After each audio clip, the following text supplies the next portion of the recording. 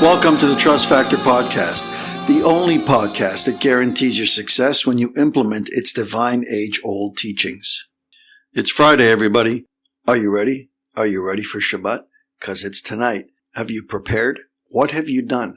What have you put in motion to be able to make this Shabbat a better one than the last? It doesn't take much. It really doesn't. It takes a little bit of creativity. Sometimes we need to think outside the box a little bit. And the reason we do that is that we don't do Shabbat by rote.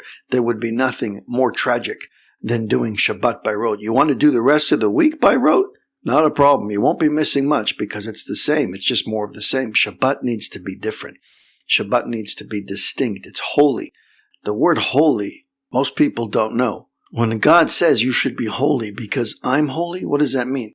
It means you should be separate and distinct. You shall be different than everyone and everything else. Why? Because God is different than everyone and everything else. So God says the same way that I'm holy and I'm separated, I'm different, I'm distinct from everybody else, so too you should be. He talks to the Jewish nation and he says you need to be different, meaning you need to step up. You need to do better. You need to do more. You need to take on more responsibilities.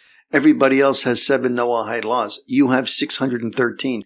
I'm putting more on your shoulders. There's more responsibility. There's more commitment. But that comes with more consequence, positive and negative. So if you do your job, you win big time. If you don't, you lose big time. That's just how it works. But he says that Shabbat is holy, Shabbat Kodesh. What does that mean? Again, the same thing. It needs to be separate and distinct from the rest of the week. And so you need to make efforts to make sure that every Shabbat is distinct in that you add to it. Add on to your Shabbat. Change it up a little bit. Make it sweeter. Make it nicer. Make it more meaningful. Let me give you an example that I learned a long time ago from a rabbi by the name of Rav Lasri. Very, very funny rabbi. A little bit of comic relief. If you're looking for some, look him up. Rabbi Lasri. You got to speak Hebrew, though. The man is just hilarious, but a very wise man at the same time. Rabbi Lasri, a long time ago, I heard him say, take candies. And I did this a few times with my kids when they were growing up. Take candies, a variety of different candies. Obviously, this works if you have young kids at home. And throw those candies in the middle of the table. Nice little pile of candies, the ones that you know your kids like. And then ask them to say something nice about somebody else in the family. Say something nice. Compliment your brother or your sister. Compliment your parents. Compliment your grandparents. Even a friend. Point out something good and nice that happened to you during the week, and you can choose any candy on the table. What does that do? It builds a correlation in that child's mind and in their life, that when they say good things, then their mouth is filled with sweetness. The good things that they like, they get immediate reward for that sweetness, for the goodness that they put into the world. It's a beautiful way to enhance your Shabbat. It doesn't have to be earth-shattering. It doesn't have to be something that changes the entire dynamic of Shabbat. On the contrary, we love Shabbat the way that it is. We make our own personal Shabbats. But to add just a small drop, a little differentiator that allows you to say, oh, here's what we did, something new, something different. The kids really enjoyed it. The parents enjoyed it. Another thing that we used to do at our table when our kids were very young, we used to have thank you notes. We used to take a tzedakah box, a charity box.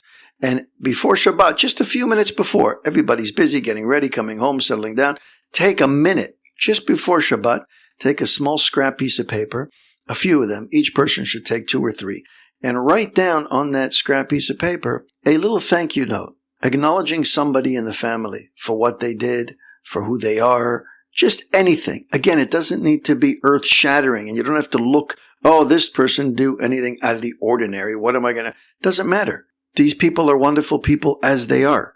Just thank them for being the people that they are, for the wonderful things. I mean, if you think about it, it's not going to be hard to find 100 different things to thank your parents for taking me to school, for cooking a delicious meal, for buying me clothes, for doing all these wonderful things, for helping me with our homework. And the same for the parents, right? Thank you for doing your homework. Thank you for saying thank you. All kinds of different things that you can come up with.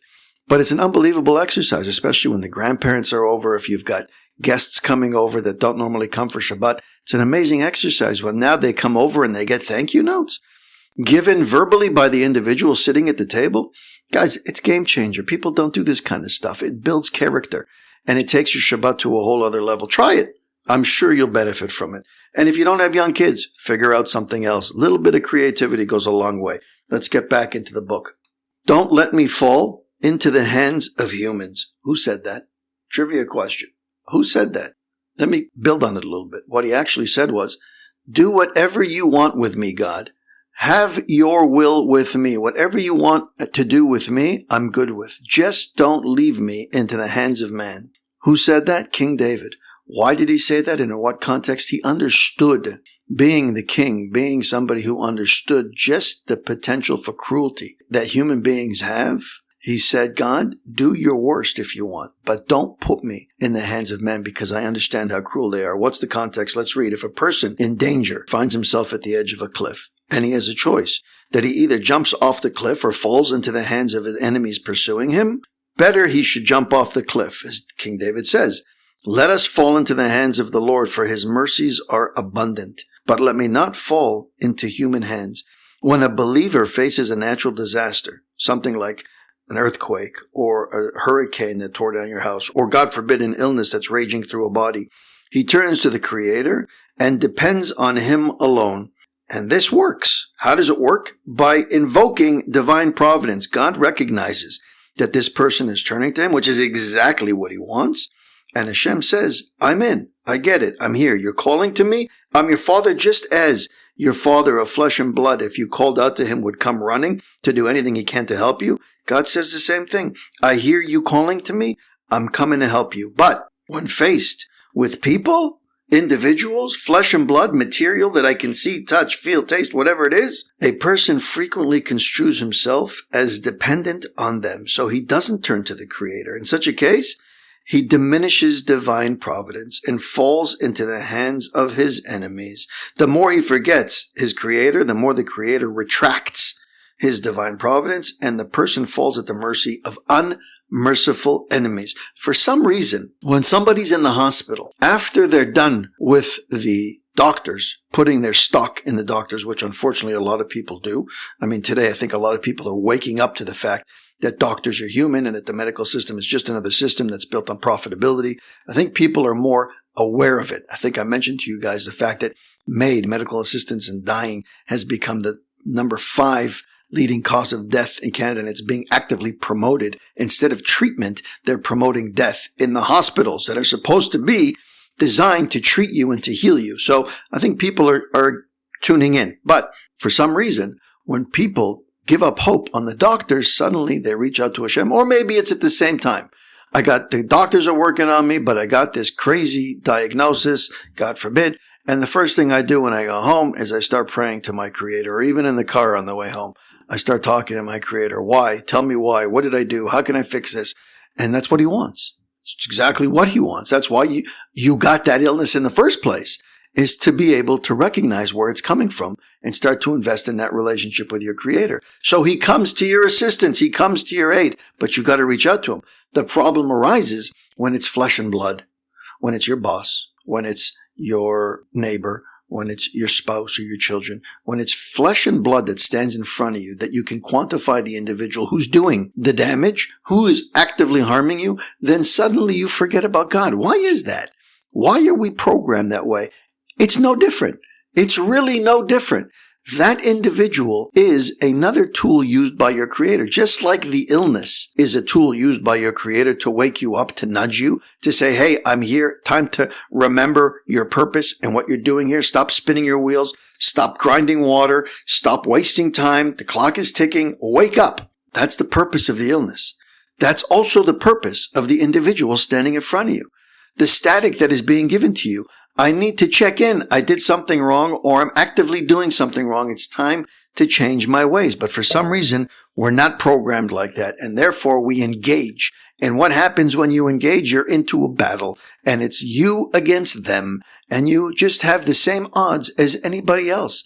God's not going to switch that person off until you behave properly, until you acknowledge why that person came to you and who sent them in the first place.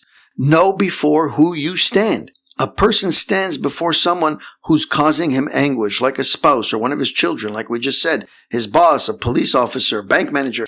He must determine who is really standing before him. If he sees the Creator and not the tormenting individual, he won't beg, he won't flatter, or attempt to influence the person, which is what so many of us do. He won't be angry and he won't curse. He'll only turn to the Creator, who put him in that situation in the first place and brought him this test of faith, for he is the only one who can help him. Here too, there are different levels. Even if he accepts what happens to him with emunah, he accepts it completely. He speaks to the Creator and he repents. He says, I'm sorry, I recognize I did bad. But afterwards, he turns to the person who harmed him and tries to influence him. Remember, like we said, I believe God runs the world. But, there's always a but, this is still blemished emunah. It's not perfect. It's not correct. It shows that in the end, he will still take matters into his own hands rather than realizing that he is totally in the control of the Creator. One must turn to the Creator only, exclusively, and not to flesh and blood. Try this, guys. Just try it. The next time you're conflicted, the next time you are into an argument, a debate, an actual fight, you've been accused, whatever, there's a million different scenarios that happen to us all the time. The next time you find yourself in one, stop.